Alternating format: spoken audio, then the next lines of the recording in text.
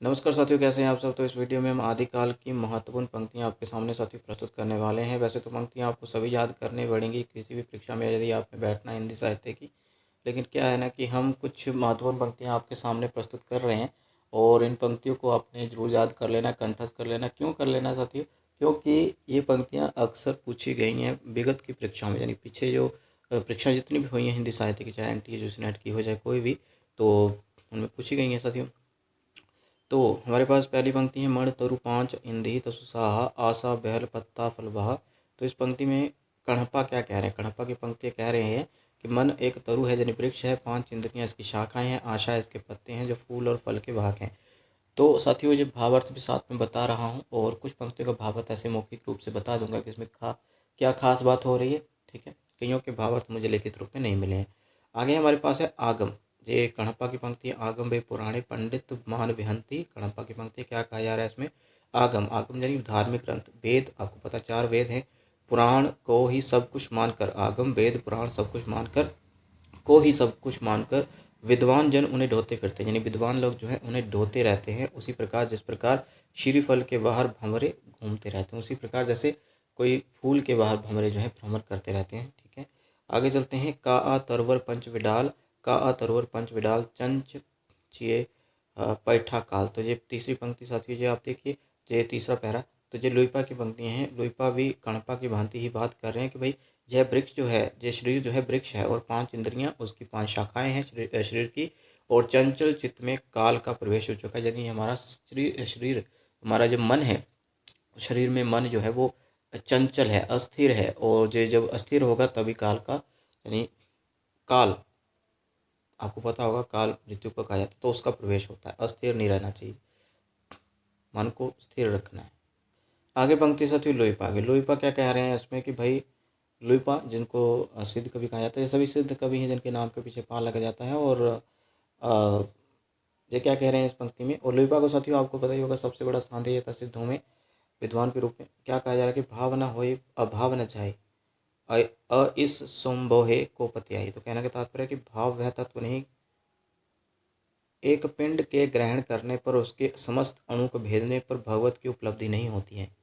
ठीक है, एक पिंड के ग्रहण करने, पिंड यानी शरीर, समस्त अणु को भेदने पर, जैसे जितने भी हमारे मन के अंदर जो अणु है, यानी जितने भी दुर क्या बोल सकते हैं, विकार हैं, बुरे बुरे लक्षण हैं, उनको भेदने पर भी भागवत की उपलब्धि नहीं हो सकती है, बल्कि संपूर्ण रूप से हमें अच्छे कर्म करने पड़ेंगे, अच्छे काम करने पड़ेंगे। ऐसे अभाव को भी तत्व रूप में पाया नहीं जा सकता है, क्योंकि वह तो सर्वथा असत है, ये कहा जा रहा है दूसरी पंक्ति में।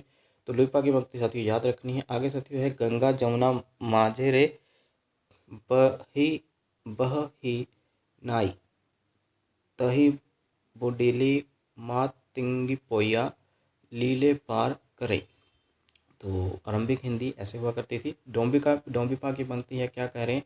गंगा और जमुना जानी चंद्रभास और सूर्यभास। ये गंगा चंद्र माना गया, चंद्र का प्रतीक, और यमुना को सूर्य की पुत्री कहा जाता है, तो सूर्यभास। ठीक है, तो चंद्रभास और सूर्यभास के बीच इन दोनों की शुक्र नाड़ी रूपी एक नौका चलती है। मातंगी जोगनी उसमें विराजित होती है, इसलिए वह अपने समस्त पुत्रों को लीला क्रम में पार लगा देती है। तो ये एक योग विद्या का पाठ जो है जहाँ पर पढ़ाया जा रहा है।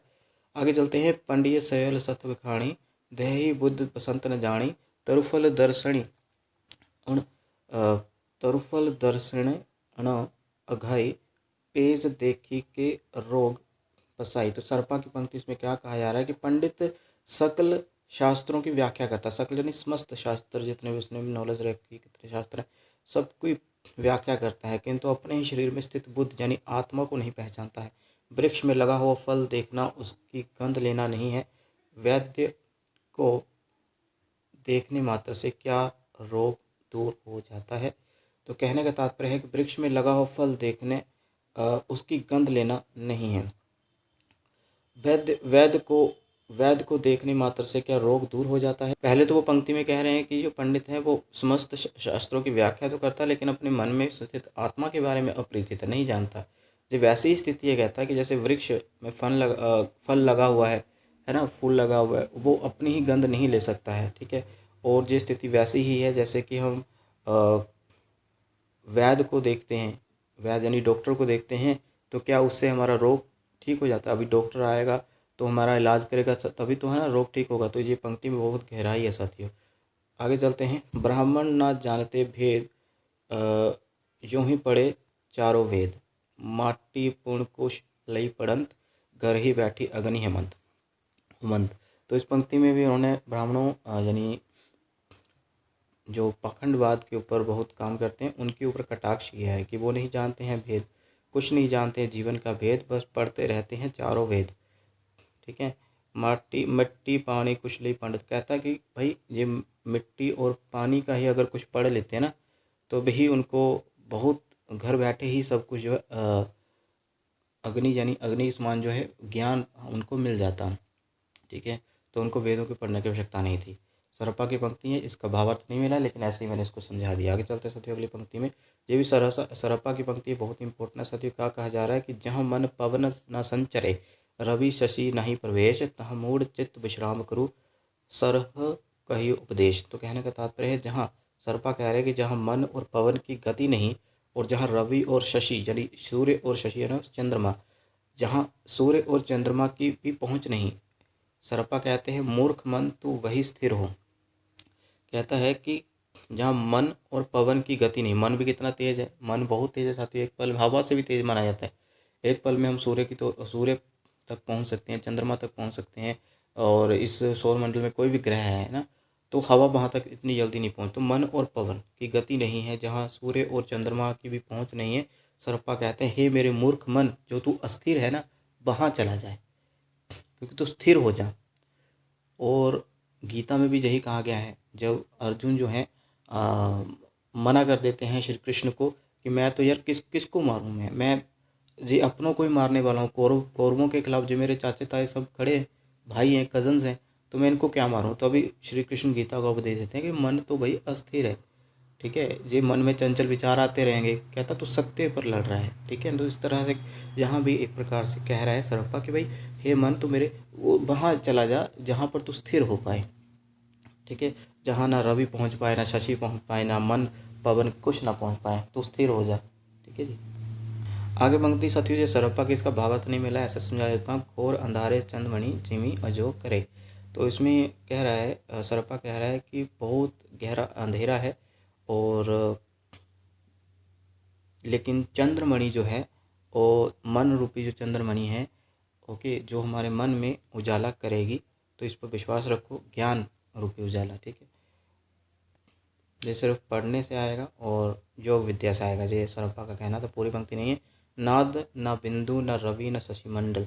तो इस पंक्ति का पूरी व्याख्या नहीं मिल सकी है, बस इतना है कि ये जो ध्वनि है, नाद का मतलब ध्वनि कहा जा सकता है, ईश्वर का भी एक स्पष्ट रूप भी नाद को कहा जाता है।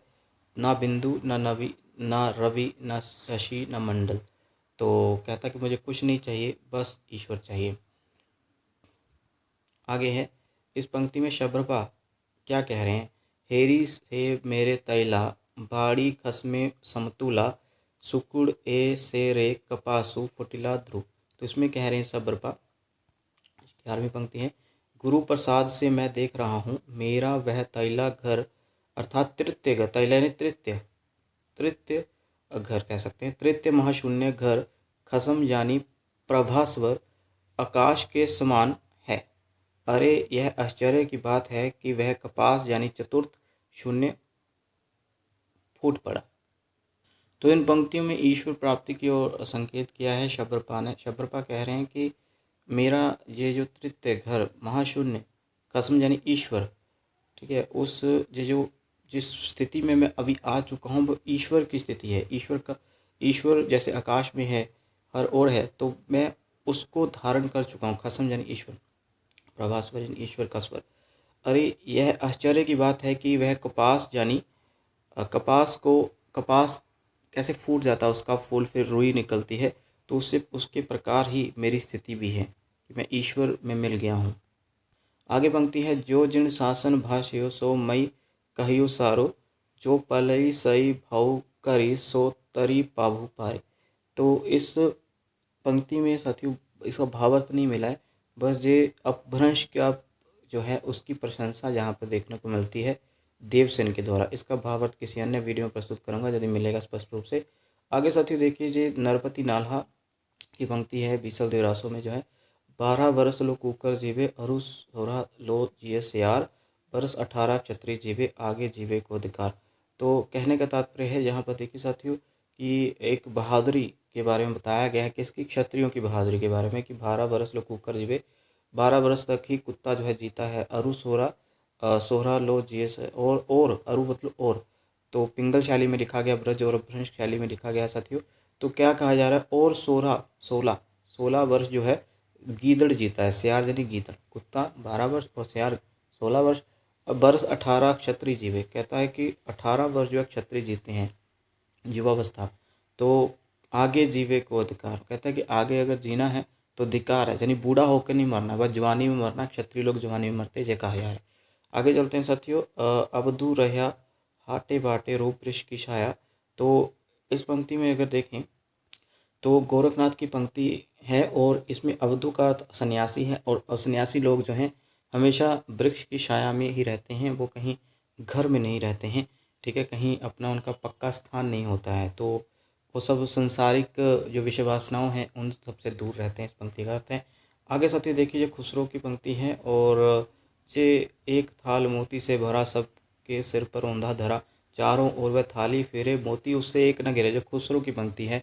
और ये आकाश की बात जो है, आकाश में व्याप्त तारों की बात हो रही है कि आकाश एक प्लेट है, रात है, थाली है, और वो जो औंधा धरा हुआ है आकाश हमारे सिर पर, और चारों ओर वह थाली फिर रही है, और मोती जो है उससे एक भी घिर नहीं रहा है, मोती जरी तारे, मोतियों को तारे का प्रतीक बना दिया। आगे साथियों, पुस्तक जलहन हथ दे चलई गजन नृपकाज, तो चंद की पंक्ति है, चंद बधाई ने, चंद की पंक्ति में आज कम प्रस्तुत कर पाऊंगा, एक ही पंक्ति जलाया हूँ, कुछ और पंक्तियाँ किसी अन्य वीडियो में प्रस्तुत करेंगे। तो साथियों इसमें चंद कह रहे हैं अपने काव्य में कि मैंने पुस्तक जो है अभी किसके हाथ में दे दी है, तो मैंने दे दी है भाई जलहन अपने पुत्र के हाथ में, ठीक है। तो अभी जो गजनी हैं उनके पास जाकर वो मतलब बचा हुआ काम जो है करेंगे, यानी गजनी जो कि महमूद गजनी की बात करें, गजनबी की बात करें, पृथ्वीराज चौहान को पकड़ के ले गए हैं, और पीछे से अभी चंद बरदाई जो है बदला लेने के जाएंगे। ओके, तो ये बाकी काम जलहन को दे देते हैं, और माना जाता है जलहन ने पृथ्वीराज रासो के अंतिम जो 10 अध्याय हैं वो लिखे, यानी 59 जो समय हैं, सर्ग हैं, वो चंद खुद लिख के गए थे। आगे साथियों जो पता होगा, जो पंक्ति का दसिल वैणा सब जन मिठा तेहतिल सन जप हूँ अबहटा, तो तभी विद्यापति कहते हैं कि मैं तभी अभट्ट की प्रशंसा करता हूँ क्योंकि देसी वाणी है ये, और इसमें बोलना जो है बहुत ही मीठा लगता है, इसमें वो संस्कृत और प्राकृत की एक प्रकार से बेइज्जती करते हुए प्रतीत होते हैं। तो आगे चलते हैं, हिंदू बोले दुरहिनिकार छोटू तुर्का, छोटू तुरुका भव की मार। तो इस पंक्ति में अगर हम देखें साथियों कि वो हिंदू और तुर्कों पर एक बहुत बड़ा कटाक्ष कहते हैं दोनों ही अपनी अपनी चलाते हैं, अपनी अपनी ही बात को मनवाना चाहते हैं, और दोनों ही बातों में कोई तर्क नहीं होता है। आगे चलते हैं साथियों, बालचंद विजाबहु भाषा दोहु नहीं लगभग दूजन भाषा, और जो पंक्ति साथियों हिंदू बोले दुर्हिनकार, जो पंक्ति पूछी गई है काफ़ी बार परीक्षाओं में, तो विद्यापति जी की पंक्ति है। आगे चलते हैं, बालचंद विजाबू भाषा तुहु नहीं लगभग दूजन भाषा, ये विद्यापति की जो पंक्ति है, इसमें कहा जा रहा है कि बालचंद्र और विद्यापति की भाषा दोनों ही दुर्जनों के उपहास से परे। अभी दुर्जन कौन है, दोनों दुर्जन जो है हिंदू तुर्कों का कहा जा रहा है, ठीक है। तो ये भी कबीर जैसी भाषा यहाँ पर कही जा रही है। आगे चलते हैं साथियों, ये खुसरो की पंक्ति ये भी इम्पोर्टेंट है, चू मन तूतिये हिंदू कर रास्ता पूर्वी, जो मन हिंदू पूर्वा था नाज गोयम। तो इस पंक्ति में साथियों, इस पंक्ति में खुसरो कह रहे हैं कि मैं हिंदुस्तान की तूती हूँ, ठीक है, तोता हूँ, और वास्तव में अगर तुम मुझे पूछना चाहते हो कुछ तो हिंदवी में ही पूछो, ठीक है, और ताकि मैं तुम्हें कुछ अनुपम बातें कह सकूं, ठीक है। आगे चलते हैं अगली पंक्ति में, अवधू मन चंगा तो कठौती में गंगा, बंदया मेलहा तो जगत चेला। तो ये पंक्ति गोरखनाथ की है, और इसमें कहा जा रहा है, हे अवधू यानी सन्यासी, यदि मन शुद्ध है तो कठौती का जल भी गंगा जल के समान पवित्र है। मन को बांध कर रखने से संसार शिष्य बन जाता है।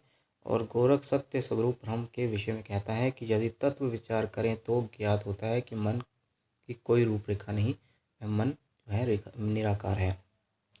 ये पंक्ति देखिए, ये भी गोरखनाथ की पंक्ति साथी। नौलक पातरी आगे नाचे, पीछे सहज अखाड़ा, ऐसे मन ले जोगी खेले, तब अंतरी बसे भंडारा। तो इस पंक्ति में गोरखनाथ क्या कह रहे हैं वो बताते हैं। गोरखनाथ कहते हैं कि 9 लाख पात्री पंक्तियाँ, यानी लोग जो हैं हमारे आगे पीछे नाचते रहते हैं, पीछे सहज अखाड़ा, मन के अंदर देखना पड़ेगा।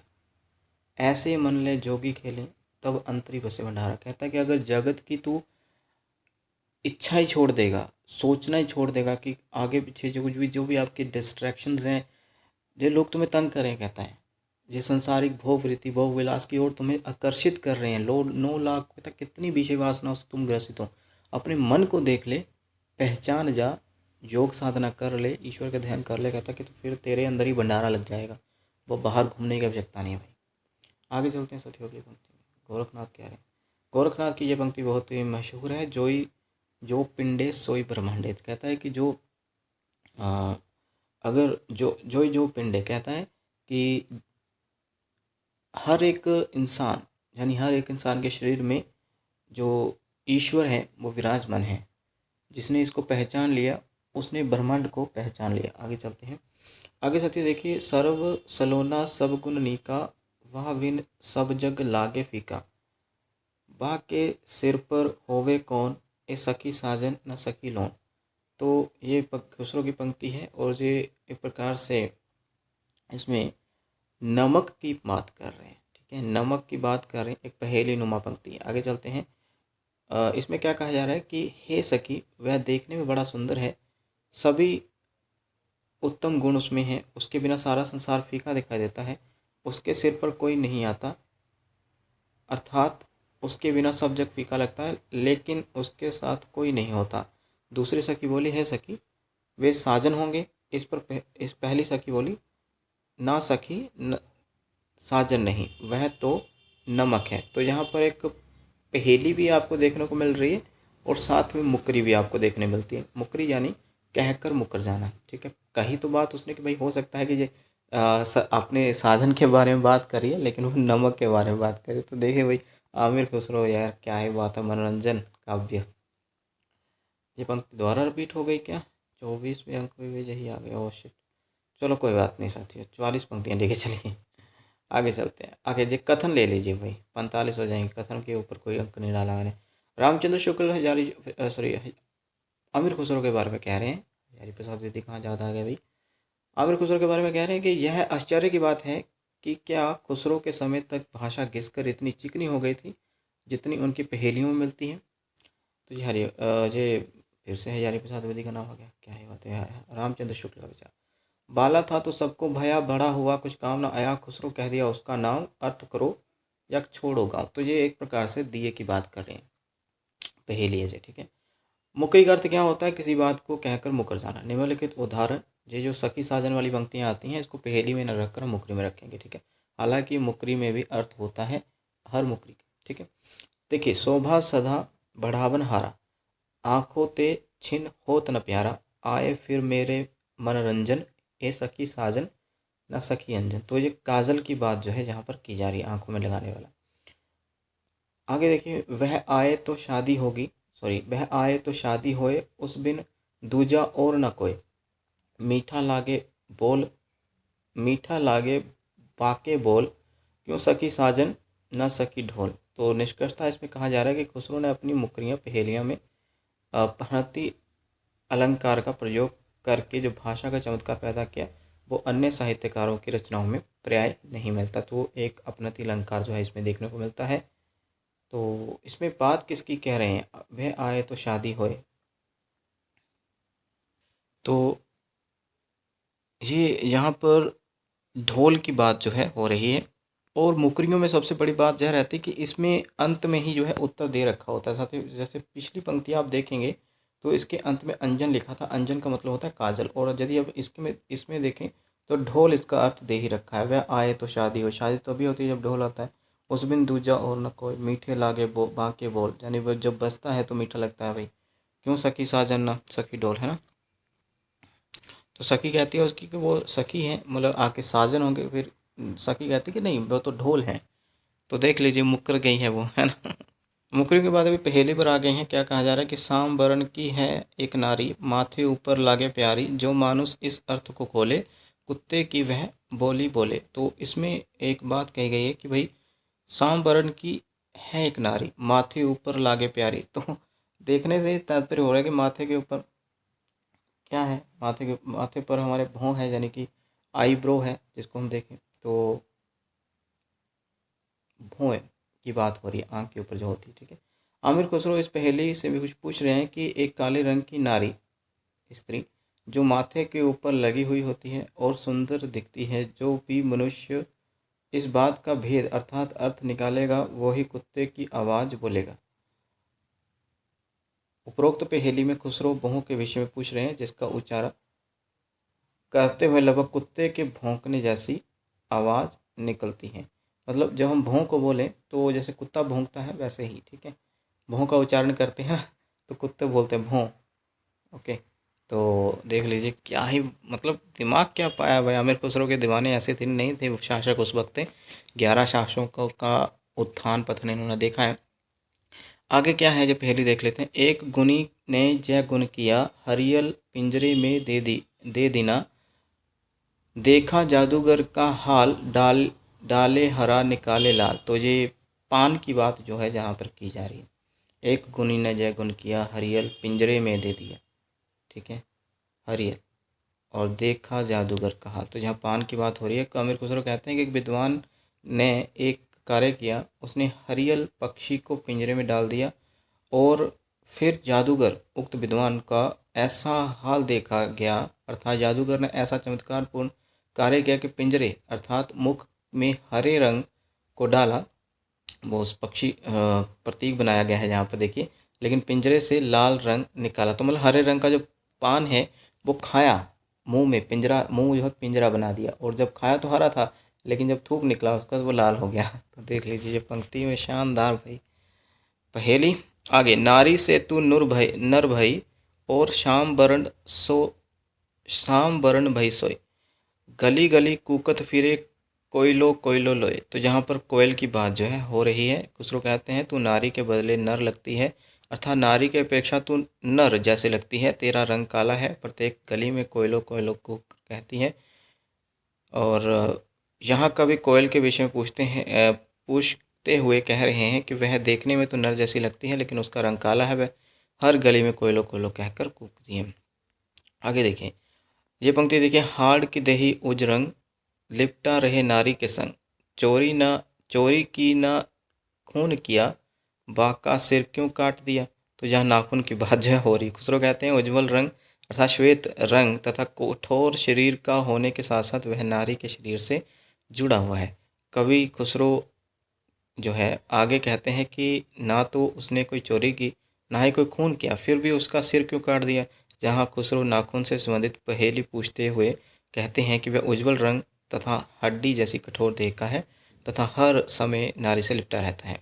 ये पंक्ति बहुत इंटरेस्टिंग है साथियों। देखिए, आगे आगे वही ना आई, पीछे पीछे भैया, दांत निकाले बाबा आए, बुरका ओढ़े मैया। तो जहाँ भुट्टे की बात हो रही है वो पंजाबी में बोलते हैं छल्ली, मक्की की बात हो रही है साथियों। देखिए व्याख्या क्या की है भाई, भुट्टे की बात हो रही है, बहुत ही अच्छी व्याख्या सुनिए।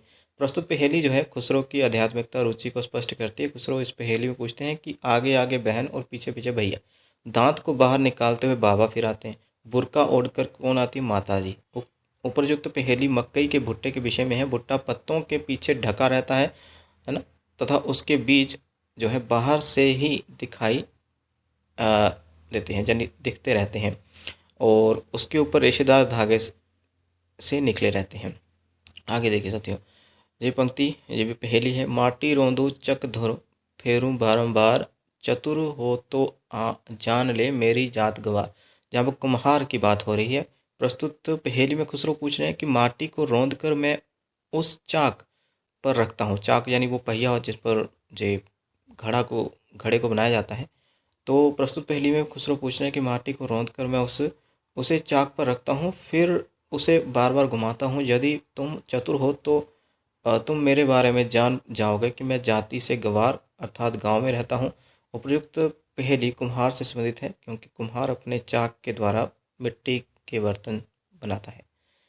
आगे देखिए साथियों, एक नार तरभर से उतरी, सर पर वाके पाँव, ऐसी नार कुनार को मैं ना देखने जाऊं। तो व्याख्या इसमें क्या है देख लेते हैं भाई, किसके बारे में बात हो रही है। खुसरो कहते हैं कि नारी वृक्ष से उतरी, उसके सिर पर पैर है। उसे जहाँ पर लिख दिया उसके सिर पर पैर है, जहाँ दो अर्थ लिए जा सकते हैं। सर पर वाके पाँव अर्थात सिर, पंख और पैर रखती है, या उसके सिर पर पैर है। मैना के सिर पर पैर जैसी आकृति बनी होती है। मैना अगर देखिए तो उस पर पैर जैसी सिर के पैर, सिर पर पैर जैसी आकृति बनी रहती है। तो खुसरो आगे कहते हैं, ऐसी नारी जो कुनार है अर्थात गलत स्त्री है, उसे मैं देखने नहीं जाऊंगा। गलत स्त्री के बारे में जहाँ जी कहा जा रहा है, लेकिन मैना जो है इसका अर्थ रहेगा। ठीक है, इस पहेली का। आगे, एक जानवर रंग रंगीला, बिना मरे वह रोवे, उसके सिर पर तीन तलाके, बिन बतावे सोए। तो यहाँ मोर पहेली का उत्तर। आगे व्याख्या नहीं की है, मैंने सीधा उत्तर दे दिया है।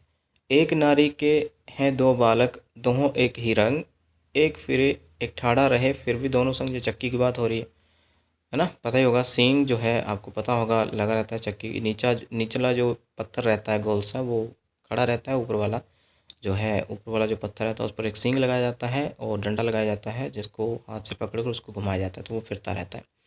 आगे देखिए साथियों, एक नार कुएं में रहे, बाका नीर खेत में बहे, जो कोई वाके नीर को चाखे, फिर जीवन की आस न राखे। तो यहाँ पर तलवार की जो है बात कही जा रही है। एक नार कुएं में रहे, बाका नीर खेत में रहे, जो कोई वाके नीर को चाखे, फिर जीवन की आस न रखे। तलवार की बात हो रही है साथियों। इसमें क्या कहा जा रहा है कि खुसरो ने म्यान में रखी तलवार को देखकर प्रस्तुत पहेली की रचना की है। वे कहते हैं कि एक नारी, यानी तलवार की बात, तलवार जो है नारी का प्रतीक बनाया गया। ओके, नारी को तलवार का प्रतीक बनाया गया, सॉरी। तो एक नारी कुएं में रहती, म्यान जो है कुआं है, जिसका पानी खेत में बहता है, जो भी उस पानी को चखता है उसका जीवन खत्म हो जाता है। तो पानी जो है जे धार को कहा जा रहा है तलवार की, और युद्ध क्षेत्र जो है वो खेत को कहा जा रहा है। ठीक है, जो भी उस पानी को चखता है, यानी उसकी धार को जो चखता है उसका जीवन खत्म हो जाता है, वह मर जाता है। आगे देखिए, पड़ी थी मैं अचानक चढ़ आयो, जब उतरियो तो पसीना आयो, सहम गई नहीं उसकी पुकार, ए सखी साजन न सखी बुखार। तो ये मुकरी है, पहेली नहीं है। हालांकि पहेलियाँ मुकरियाँ एक जैसी लगती हैं। तो इसमें देखिए, ए सखी साजन ना सखी बुखार। देखिए साथियों, इस पंक्ति में बुखार की बात हो रही है। पड़ी थी मैं अचानक चढ़ायो, कौन चढ़ाता है अचानक? बुखार ही तो चढ़ता है। जब उतरे तो पसीना आओ, जब बुखार उतरता है तो पसीना आता है। सहम गई नहीं उसकी पुकार, सहम गई नहीं सकी उस पुकार। ठीक है, तो एक नायिका ने अपनी सखी से कहा, हे सखी, अपनी सेज पर पड़ी हुई थी, अचानक वह मेरे ऊपर चढ़ आया, जब मेरे ऊपर से उतरा तो मैं पसीने से तरबतर थी। यहाँ पर गलत मीनिंग भी अगर देखा तो निकला रहा है। चलो, मैं इतनी सहम गई कि किसी को पुकार भी नहीं सकी। और इस पर दूसरी सखी बोली कि हे सखी, बेसाजन होंगे। नायिका बोली, नहीं, वह तो बुखार था। सेज पड़ी मोरे आंखों आए, ढाल सेज मोहे मजा दिखाए, किससे कहूँ अब मजा में अपना, ए सखी साजन न सखी सपना। तो जहाँ पर सपने की बात हो रही है, अंत में इसका उत्तर जो है मुकरी में दे रखा होता है। तो एक नायिका ने अपनी सखी से कहा, हे सखी, जैसे ही मैं सेज पर सोई, यानी पलंग पर सोई, वह मेरे आंखों के सामने आ गया। उसने मुझे सेज पर डालकर आनंद की सैर कराई। अपने उस आनंद को हे सखी मैं किससे कहूँ? इस पर दूसरी सखी कहती, हे सखी, वे साजन होंगे। नायिका बोली, नहीं, वह तो साजन नहीं है, वह मेरा सपना था। आगे साथी जी, हेमचंद्र की पंक्ति काफ़ी बार ये परीक्षा में पूछी है। देखिए, भला हुआ जो मार्या वहिणी महरा कंतु, लजे जंतु बय सहयो, जय भगा डर हेतु। हेमचंद्र की पंक्ति है। इसमें कहा जा रहा है कि हे बहन, भला हुआ, एक पत्नी कह रही है अपनी सखी से कि हे बहन, भला हुआ मेरा कंत, यानी पति जो है मेरा मारा गया युद्ध में ही, यदि वो भागा हुआ घर आता तो मैं सखियों में लज जाती, यानी मुझे फिर लज्जा आती अगर वो भाग कर युद्ध से आ जाता। आगे है, जई ससणी तो मई अह जीवई निन्नेन वहीं वह प्यारे गह्य धन की गजही खल में। ये पंक्ति ही ऐसी लिखी गई तो इसका उच्चारण कैसे करें साथी। तो भाव क्या है इसमें, हेमचंद्र की पंक्ति है, यदि वह प्रेम में है और प्रिय के साथ नहीं है तो मर गई, और यदि जीवित है वह स्नेह से वंचित है, प्यार से वंचित है, तब भी मर गई। धन्य है दोनों ही तरह से वे हे दुष्ट मेघ अब क्यों गरजते हो। तो मतलब दोनों ही स्थितियों में जो प्रेमिका है वो मरेगी, चाहे वो प्रेम में है चाहे प्रेम से वंचित है, दोनों स्थितियों में। तो हेमचंद्र कह रहे हैं कि भाई धन्य है हे दुष्ट मेघ, हे बादल, दुष्ट बादल अब क्यों गुजरते हो। दोनों ही परिस्थितियों में तो वो मर रही है, जहाँ पर स्त्री की बात हो रही है। आगे साथियों ये पंक्ति देखिए, जो विद्यापति की है, सखी हे की पुछ ही अनुभव मोए, सोई परिति अनुराग बखानहि, तिल तिल नूतन होए। विद्यापति की पंक्ति है, इसमें कहा जा रहा है सखी अनुभव की बातें मुझसे क्या पूछती हो, उस प्रीति और अनुराग का बखान कैसे करूँगी, वह तो तिल तिल करके नया होता जाता है, पुराना पढ़ ही नहीं सकता, जीवन भर हमने उस रूप को निहारा, आंखें नहीं भरी। तो प्रेम के बारे में सखी जो अपनी सखी से कह रही है। आगे देखिए, जाति अजाति विवाह अधम उत्तम का पारक। विद्यापति की पंक्ति है, इसमें बता देते हैं कि जिसके साथ ही इस पंक्ति में ना राजा गणेश्वर की पंक्ति तो बहुत बड़ी है। राजा गणेश्वर जो हैं उनकी मृत्यु हो जाती है, और मृत्यु के बाद फिर कहा जा रहा है कि जाति अजाति यानी कि अंतरकास्ट जो मैरिज है, इंटरकास्ट मैरिज होने लगी, विवाह होने लगे। अधम और उत्तम में भेद करने वाला फिर कोई नहीं रहा। अधम यानी श्रेष्ठ, सॉरी अधम जो है नीच को कहा जाता है, और उत्तम जो है श्रेष्ठ को कहा जाता है। तो दोनों में फिर अंतर करने वाला कोई नहीं, अंधेर नगरी जैसा हो गया। हालांकि इंटरकास्ट मैरिज जो बुरी बात नहीं है, लेकिन उस वक्त के विचार ऐसे विद्यापति ने प्रस्तुत किए हैं। और ये पंक्ति कीर्ति लता में आपको मिल जाएगी। एक राजा के मरने के बाद देख लीजिए कि ऐसी स्थिति हो गई कि भाई जाति या जाति में विवाह होने लगे, और नीच और श्रेष्ठ में भेद करने वाला कोई नहीं बचा। आगे साथियों, पुरुष कहानी हो को जसु पथा पनु। तो ये पंक्ति जो है विद्यापति ने कीर्ति लता पुस्तक के बारे में कही है।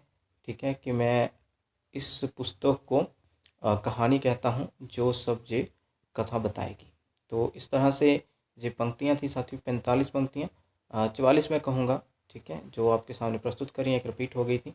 तो इस वीडियो में इतना साथियों, धन्यवाद, मिलते हैं अगली वीडियो।